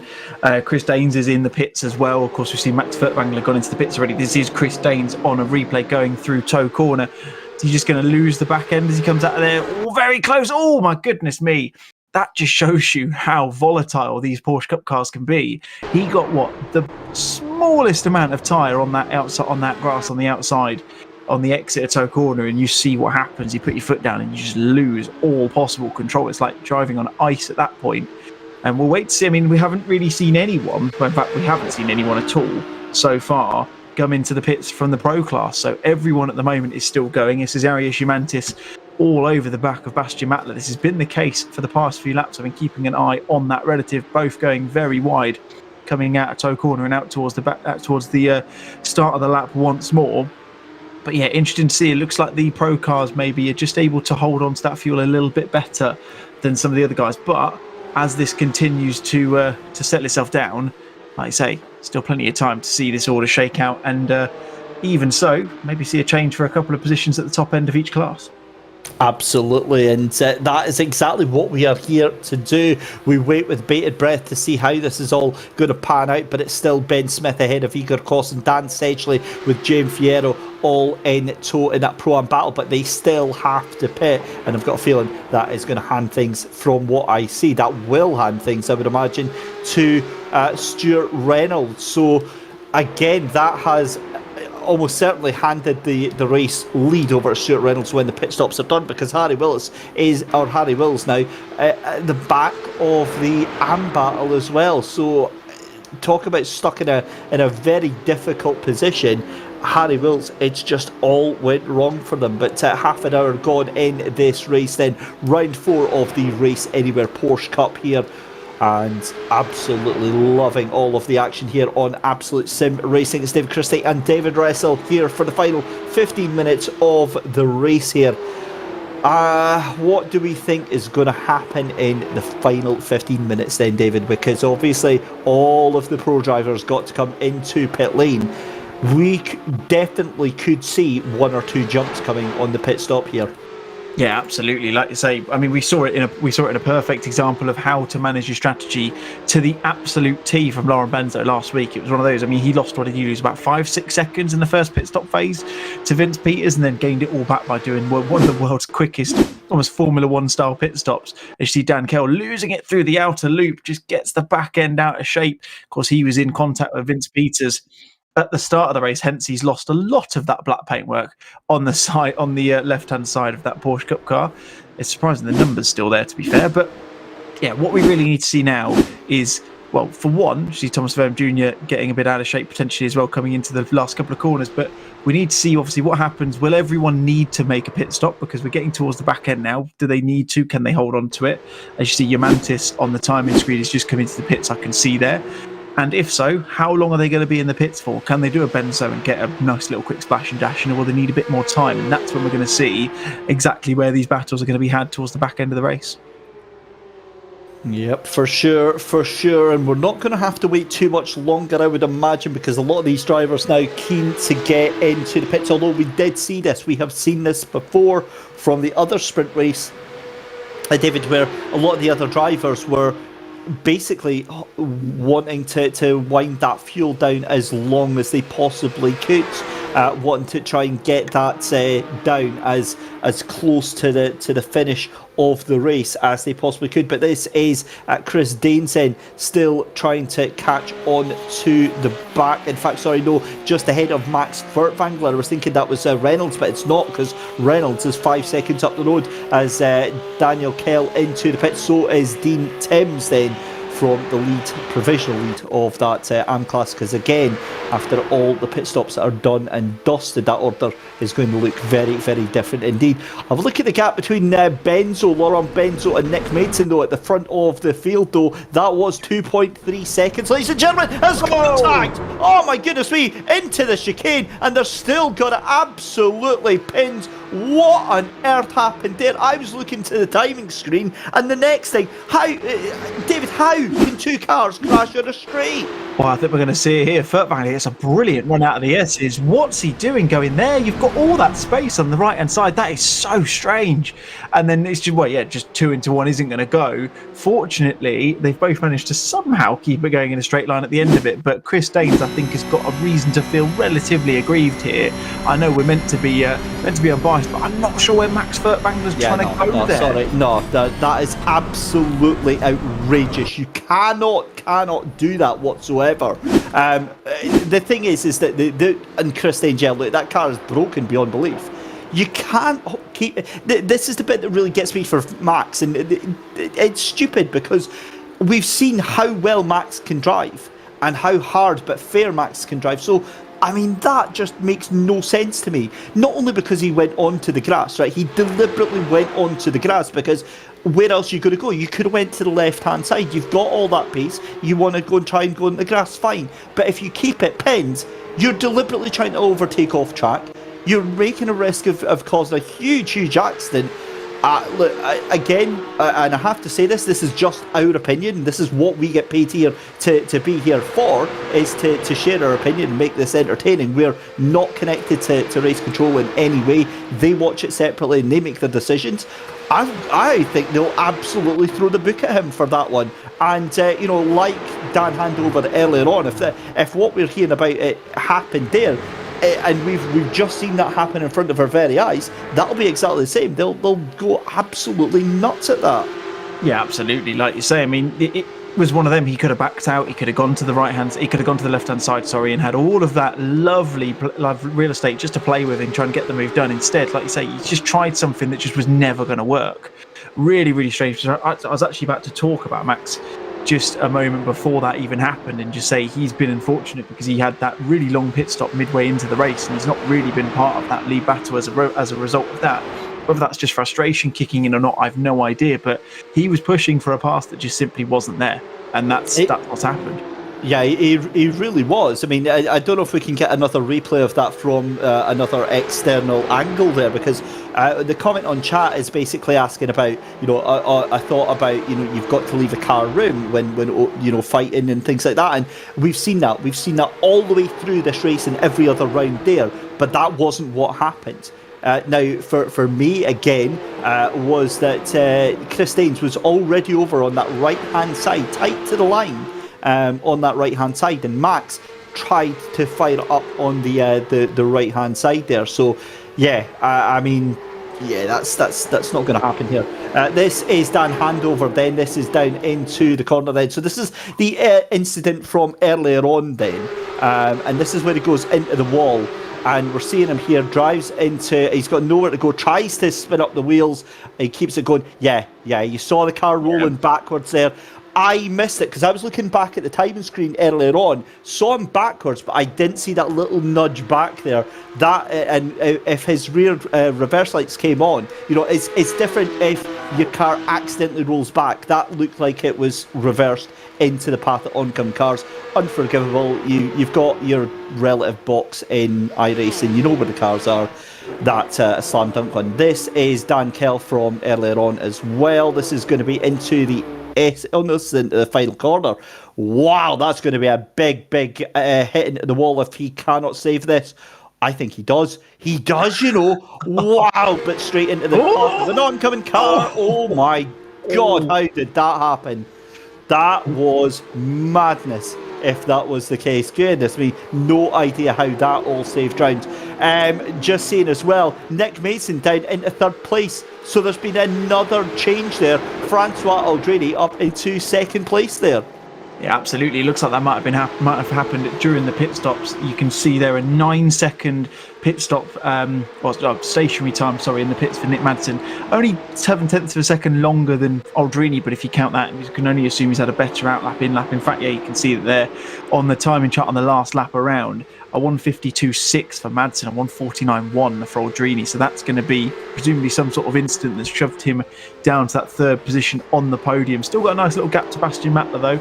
See, everyone pretty much has pitted now, so there's no one. In fact, there is no one on the grid yet to make a pit stop. So this is as you have it for the last 8 minutes or 7.5 minutes. This is where we're going to start to see these incidents happen. And this is, again, you can just see that there. Look at that there. Chris Daines has done nothing wrong there, in my opinion. He's covered off the inside. He wants the inside line going into the inner loop there. Max is he's forcing a move that just simply isn't going to happen. That's my thought on it. Yes. I have to agree. I really, really have to agree with you on that one. If we get another replay, we'll obviously chat a little bit more about it. But back to the race in hand, because we've only got 7 minutes left to go, 6.5 minutes left to go in the race. And my God, it's just flown by in the blink of an eye. It's been a nice, quiet one. Right, let's have a look. This is Stan Kell on the. So it's a replay of his one on the last one there. We'll get another the replay of the later incident if we possibly can. But as I said, the pro battle, it's Laurent Benzo ahead of Francois Aldrini and Nick Mason. Now, in all the time we've been blethering away there, so they have been into the pits for Laurent Benzo, Francois Aldrini. I wonder if that's where the time's been made up into to pit lane there, because everyone's pitted now with just a couple of minutes left to go in the race, and it's been a slightly eventful one, and I get the feeling the complaint line is going to be very, very warm tonight. Yeah, I think the stewards are going to be in for a late night. So much so, I'm sure they'll still be here discussing all of these incidents by the time the US round comes up at about 1 o'clock in the morning UK time, roughly there. A bit of a win. We see there's Chris Daines crabbing to an extent down the back straight. I think that's Laurent Benzo in the background. So that's the pro class coming through, just goes straight through. And as a result, I think that's going to be him backing out of it. Although, no, he's just letting them carry on, and he's going to carry on his race. He wants those points, does Chris Daines? He really wants them, although he's in the pit lane now. So not sure if he's going to finish that one. That car looked, understatement, central, but a little bit worse for wear. Yeah, it certainly did. So 5 and a bit minutes to go, the contact, and off into the background goes Jaime Fierro, down. And I say there was contact there because all I saw was smoke and a lot of cars together. And let's have a look here. No contact, just all by himself. So very lucky boy to hold on to that. And in all intents and purposes, Jaime Fierro actually gets a get out of jail free card with that one. Yeah, he got really lucky, didn't he? Just caught the curb. We've seen that happen a few times. If you catch that inside curb, it's technically the second curve, isn't it, through the inner loop. If you catch that too heavily, it will just launch you into the air. And you saw that exactly happen there. Just a bit too much of an overcorrection. And yeah, like I say, lucky not to hit the wall. We've seen that happen a few times, to be fair. These guys have done a pretty good job in the main of keeping it out of that wall on the right-hand side. Just by, basically just jump on the brakes and see if you can stop it from sliding into that there. On some occasions, it's been a little bit more difficult to avoid it, but most of the time through that inner loop, they've been fairly competent at being able to keep it out of there. In the main, at least. But yeah, fortunate. He's still in 4th place. Still, he's got 4 minutes left. Still a chance if Smith and Reynolds continue to battle for him to get back onto that 3rd step of the podium. Well, we'll see. I still believe there's a chance he could win this. An outside chance nonetheless, but yeah, it's still a chance. Come on, you got a dream and all that sort of stuff. But Gian Fierro then down in 4th place then for the Pro-Am battle. Meanwhile at the pros, it's Laurent Benzo from Francois Aldrini and Nick Maton. That's your 1, 2, 3 there. Down in the Am battle, Jason Dilworth leads Ryan Hamilton by 0.3 of a second. John Williams down in 3rd, and he is quite a way back from that little fight as well. So that is your 1, 2, 3 in the Am class. But looks like Nick Maton trying to make a little bit of a run here on Francois Aldrini. This is 1, 2, 3 for your Am Championship. In fact, I think that 45 behind them there, that is a car from a different class. That's actually Vince Peters, believe it or not. What could have been for Vince Peters? Nick Mason, though, is just 0.7 of a second off of the back of Francois Aldrini. Can he get 2nd place in these final 3 minutes of the race? Stuart Reynolds here, though, trying to catch on to the back of Ben Smith here for the battle for 2nd place in Pro-Am, up through the toe. And again, a great run from Stuart Reynolds. This looks like this could be a very, very spicy finish for these two here. Meanwhile, there's a battle for the Am Championship as well, because Jason Dilworth now at just 0.3 of a second from his teammate Ryan Hamilton. Although I say that, I can't imagine those two are actually going to be fighting it out on track. No, well, I was going to say that about the first race. Of course, it was top 4 for Nomad in the last one, but then we saw some changes of position at the back end of it. The difficulty for them, in fact, actually, no, I was going to say there's a guy behind them, but that Dan Gilding's actually 5 seconds off the back, so that's a back behind them on track. Nick Madsen's within a second of Francois Aldrini, so with a few laps to go, there's still potential that positioning might change on the podium in the pro class. The real one to focus on now, though, is Stuart Reynolds. Like you said there before, Ben Smith under a lot of pressure. Can he hold off? He's had a brilliant race so far. That car for one is beautiful. I love that kind of like that baby blue almost colour on that Porsche. It's absolutely stunning. But can he hold it off? It looks like Reynolds has got a brilliant run. Let's hope we don't see a Furtwängler Danes occurrence again. Looks like it's going to be the other way around this time. Is he going to try and make the move? He's just going to sit behind him. He's got probably 1, 2 laps maybe left to go. So he's still got a potential chance to make that move. Yeah, for sure. And a thrilling end to the race nonetheless. Madsen within 0.3 of a second and catching very, very fast now. It's almost identical times between Smith and Reynolds that we see here, as is between Francois Aldrini and Nick Mason. That gap going up very, very slightly, though. You get the impression that this might be the penultimate lap of the race. We'll keep an eye on that and find out exactly what's happening, though. Back in Am, it's still Jason Dilworth from Ryan Hamilton and Dan Gilding right now. But it looks to be that our race leader for sure seems quite settled. Dan Sedgley in the Pro-Ams, Laurent Benzo in the Pro class, and Jason Dilworth in the Am class as well, given that they are fighting teammates in the Am Championship as well. So here is Laurent Benzo then. This is going to be the final lap of the race, I would imagine, given that he has just crossed the line just now for Monaco Esports. And David, so much to try and unpack from this race so far, but this last 5 minutes have been almost an exhalation, almost a breathing out, a sigh of relief from a lot of these cars just to get finished. Yeah, absolutely. I think we've seen, obviously, everyone's put their pit stops in. They've refueled. They've got enough time to go back through. And realistically, for a lot of these guys, there's just a little bit too much of a gap for them to go for it. Of course, we can see Stuart Reynolds is getting another good run out of the 19 up into the S's. He's got to be careful. In fact, no, he doesn't, because I think that is Ross Dunstan. Ryan Hamilton, sorry, in the background of these guys. Can't quite catch exactly which one it is, but it's one believe it or not, it's Peters. Would you believe it? Reynolds has got the run down the back straight. He's going to try and go from over the inside into the in loop. He goes late on the brakes, all over the curb, misses the wall on the inside, the Armco barrier. Can he get it done? Round the outside, cool as you like. Lovely stuff from the Twisted Racer Blue number 35 machine. Gets the move done, and all of that defence from Ben Smith the entire way through has been undone on what looks like, as you rightly said, David, the final lap of the race. Yeah, here we go then, round the last couple of corners for Laurent Benzo as Nick Maidson, just 0.3 of a second. You can see in the background there, a little bit of a wiggle there, but Francois Aldrini trying to hold on, but down through the second to last corner. It's been an exemplary run for Laurent Benzo. It's going to be surely a 1-2 for Monaco Esports out the final corner, and it's a race win for Laurent Benzo. Francois Aldrini is going to hold on to take second place in the Pro Class and overall as well. Nick Maidson finishes in third place and potentially takes the lead tonight of the championship overall. It's Bastian Matler in fourth position. It's Arius Humantis in fifth position there as well. It's going to be sixth place for Oscar Wilkins, and then we wait to see what is going to happen with Dan Sedgley in the Pro-Am class. He is comfortable, cool, calm and collected, and we see that Ben Smith has got past again on Stuart Reynolds, so it's going to be again Ben Smith taking that position back from Stuart Reynolds right at the last there. Jean Fierro in fourth, Max Verfangler in fifth, and Igor Kos in sixth position. Jason Dilworth though is going to take your AM title for this evening. He's going to take the AM honours along with Ryan Hamilton in second place. Dan Gilding is going to take third place in AM class. John Williams is going to be fourth. Ross Dunstan in fifth, Dean Timms in sixth, Thomas Worm in seventh place, and then it is everyone else. My God, David, what a race we have been treated to tonight.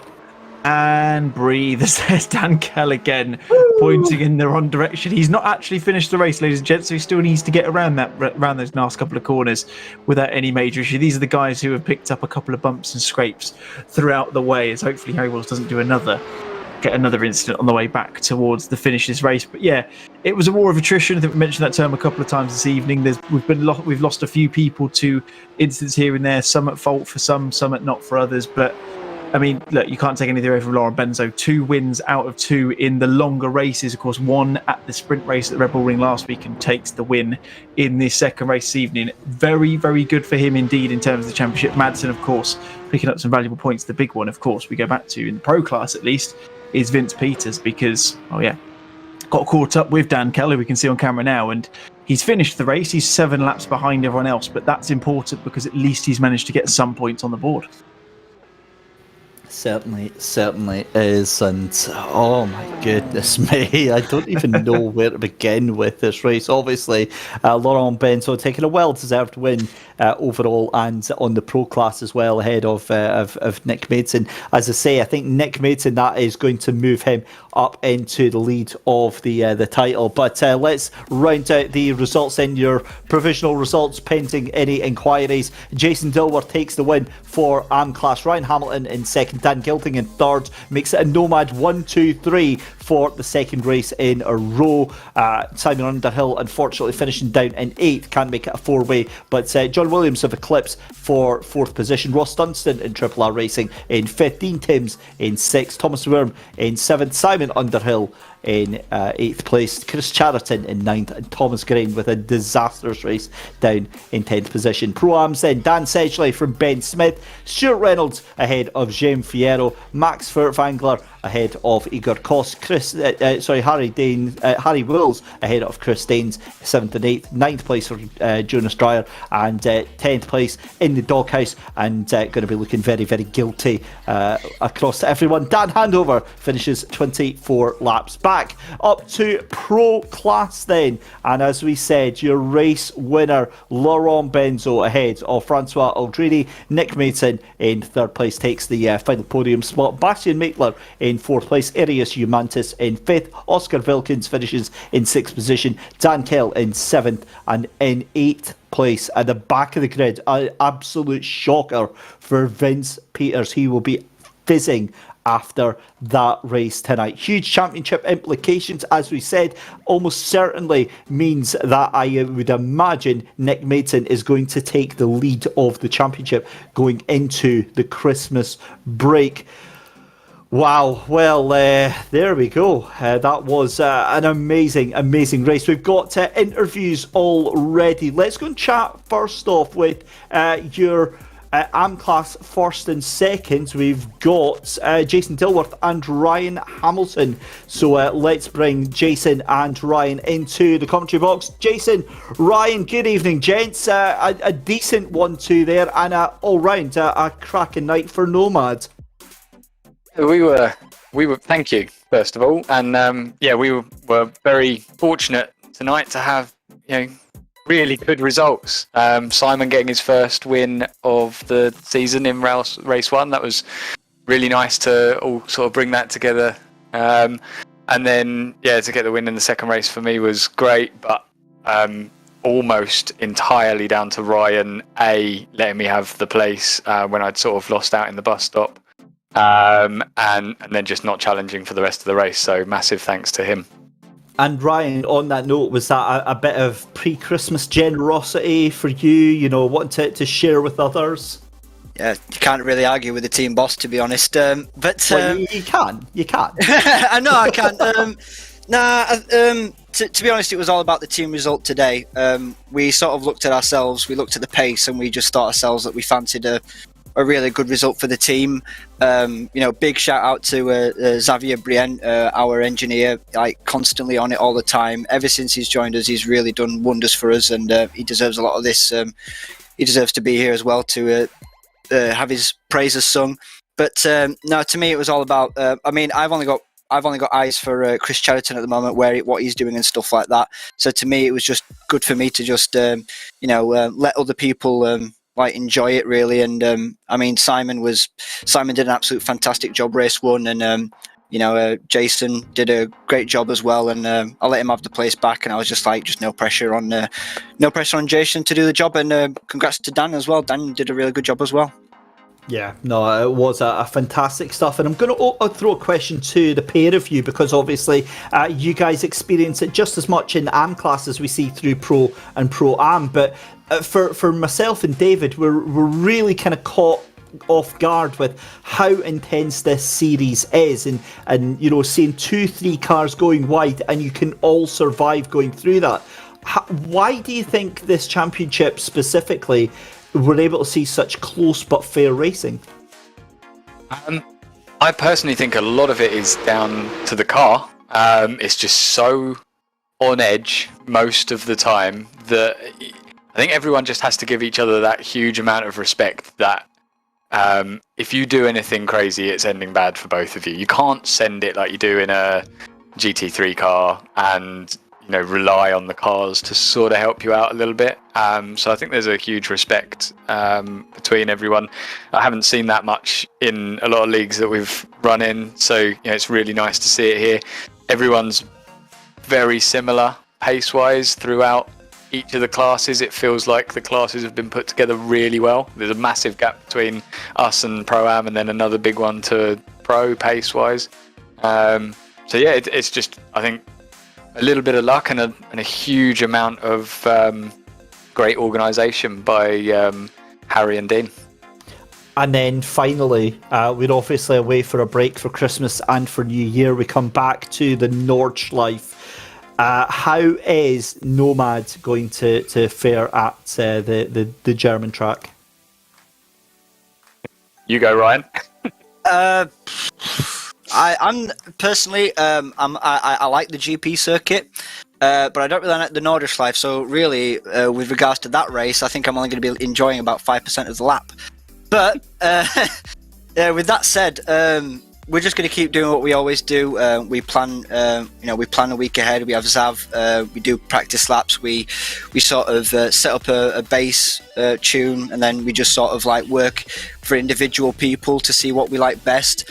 I mean, we had 2 different setups that we sort of favoured between the team, and some preferred a bit more wing, some didn't, and I think it all tailors to what Zav can do to make sure that we've got the correct setup for the race, and that's why we come here and we're very strong. It's pretty much thanks to him and the hard work from the rest of the team, to be honest. Well, I'm going to apologise to our audience for the absolute sacrilege from Ryan Hamilton there, saying that he doesn't like the Nordschleife. But guys, I'm sorry, guys. thank you so much for your part in another awesome race tonight. Congratulations to the Nomad team, and look forward to seeing you after Christmas and New Year, guys. Yeah. Thank you, guys. Have a great break. Well deserved. Merry Christmas, and thank you very much for the stream, guys. I always watch him back. Always great. Excellent stuff. So there we go. That, as I said, is Jason Dilworth and Ryan Hamilton. And David, broadcast waiting room's a bit quiet, so I guess that's time for us to wrap things up. Yeah, I think everyone's just disappeared after Ryan said he didn't just like the ran away, Nordschleife. isn't it? Yeah, I'm not sure who would ever think that. I mean, look, yeah, it's a unforgiving beast, but that's the beauty of it, isn't it? I can't believe he doesn't like it. But anyway, that's enough Scrooging for now. It certainly is. Well, all that remains from us here is to say a huge thank you, as always, from everyone here at Absolute Sim Racing, to you at home. A huge thank you to our broadcast team behind the scenes of Mike Howe, the broadcast director, and to David Dressel for joining myself, Dave Christie, here in the commentary box. To you guys at home, have a wonderful Christmas break. We'll be back in 2 weeks' time after Christmas, after New Year. So have a wonderful, safe, festive period. Get yourselves enjoying the New Year, and we will see you on the 4th of January for the Green Hell. We go to the Nordschleife and we do it all over again.